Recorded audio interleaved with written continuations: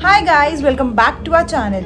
So you all must have heard about tax, and today we'll talk about the interesting topic tax, the world's most secret tax scam. To understand the secret tax scam, we need to understand the basics of tax.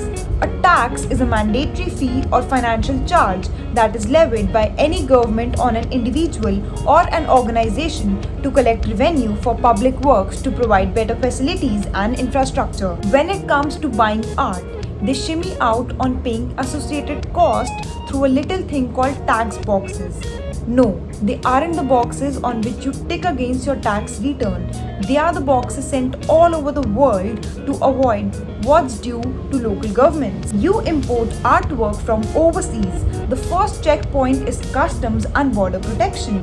Artwork is duty free, so the only government fee you pay for inbound air freight is around $500. The largest tax expense is at the government level, and the system in place is quite clunky.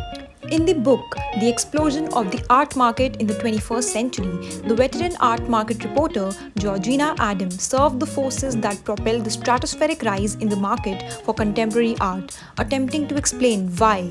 For instance, one version of Andy Warhol's 1963 screen print Liz could sell for $2 million in 1999, and another from the same series for $24 million in 2007, only a few years later. What was once a Nike trade overwhelmingly based in the United States and Western Europe has expanded into a global industry bound up with luxury, fashion, and celebrity, attracting an expanded range of ultra-wealthy buyers who aggressively compete for works by brand-name artists. To run a nation judiciously, the government needs to collect tax from eligible citizens. Paying taxes to the government is an integral part of everyone's life, no matter where we live in the world. Now, we can pay taxes in every form, such as state tax, central government tax, direct tax, indirect tax, and much more. The fact is that there are scammers galore out there in the industry. First, they'll try to play innocent, but they are playing on your emotions from the start. They'll try to sucker you into giving up your personal information and money. More than 1,600 works of art created by over 400 artists are claimed to have been secretly traded using shell companies and tax havens, according to the secret revelations from the Pandora Papers. As contemporary art is increasingly viewed as an asset class, alongside equities, bonds, and real estate, people see artwork often used as a vehicle to hide or launder money, and artists encouraged to churn out works in market-approved styles, bringing about a decline in quality. The opacity of the offshore world allows wealthy people to hide their wealth and assets, including art, and possibly avoid taxes on those assets. But until beneficial ownership registries and other transparency measures are imposed, art regulations alone cannot stop the use of art for money laundering and other illicit purposes. There is a loophole that can be very valuable to those who buy and sell valuable artwork. Many wealthy art collectors can and do save millions in artwork by essentially rolling over their profits into selling their collection pieces and buying more pieces.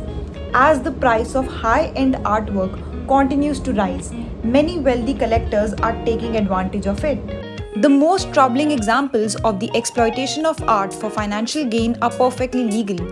Collectors and their agents have continually found creative ways to use their art holdings to defer paying taxes, including the establishment of private museums and foundations, storing artworks in offshore free ports where they can be exchanged without incurring custom duties or VAT, and loopholes in the tax code such as like-kind exchanges, originally set up in the 1920s to aid farmers by enabling them to defer taxes on livestock trades. Like-kind exchanges are now regularly invoked by art collectors in order to avoid paying taxes on the sale of artworks. So long as a collector uses the proceeds of the sale of one work to purchase another within 180 days, the tax obligation can be perpetually kicked down the road. Moreover, the question of where the money comes from and where it ultimately goes is only a passing concern here.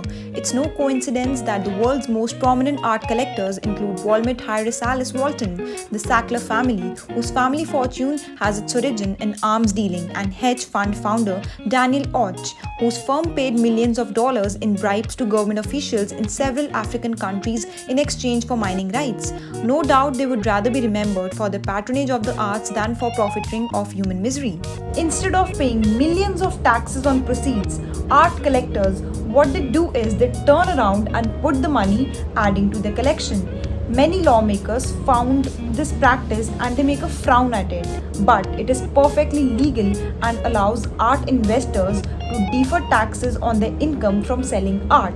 Also, many art collectors have found it as an excellent way to exceed the value of their holdings and at the same time to conserve the millions getting sucked away by the government. A typical example of using the art world is when a collector has a collection of similar pieces. A group then works according to one artist. He sells one of them at the highest price, the best price, and then he gets appraisal for other works which are influenced by the recent sale, and then he sells in a new value that the value is obviously higher than the works that were purchased for. The owner then declares the entire group to a museum and the value of the gift is the actual then new value. So a large charitable deduction is already done. Please don't forget to like, share and subscribe to our channel, to hit the bell icon, and also don't forget to check out our book.